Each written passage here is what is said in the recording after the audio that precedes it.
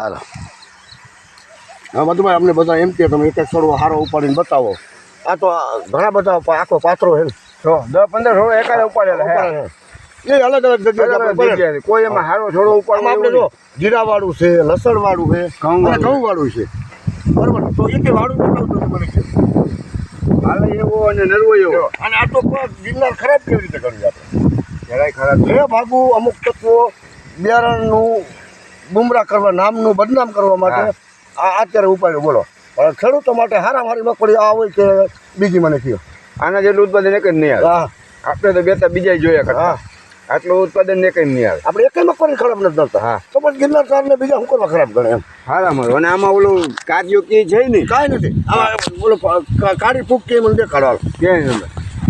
અને જેટલા હજી આ પોપટા છે ને તમે આમ જુઓ આ કેટલા પોપટા દેખાય? આ તો અડધો પોપટો હેઠે દબાઈ જાય આમ જોઈએ. અને પાછા એટલા હુયાઈ જાય હુયા હે એટલા હુયાઈ એટલી ગોગડી છે. હુયા કેટલા હુયા બાકી ઘણા. જે ખરાબ ગણે ને એને સમજી લેવાનું કે તમારા ગિરનાર સાર નથી.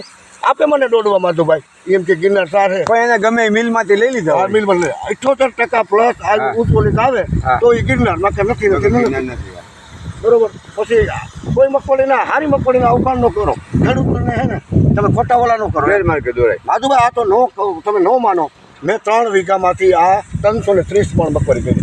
વિચાર કરો 50 ઉપર 55 મણ મગફળી મેં કરી હતી. દુનિયા ન માને.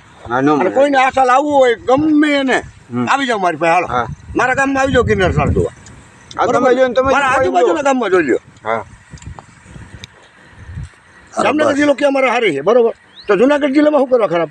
હા બાકી નો ભાઈ પાણી આવ્યું હોય ને પાણ પાવ અને હાઈ ડોઝ મારી દો. તમારે અમુક દવા 20 નાખવાની હોય ને 50 દાબી દો તો મગફળીને વાહમી લાગવાની જ છે.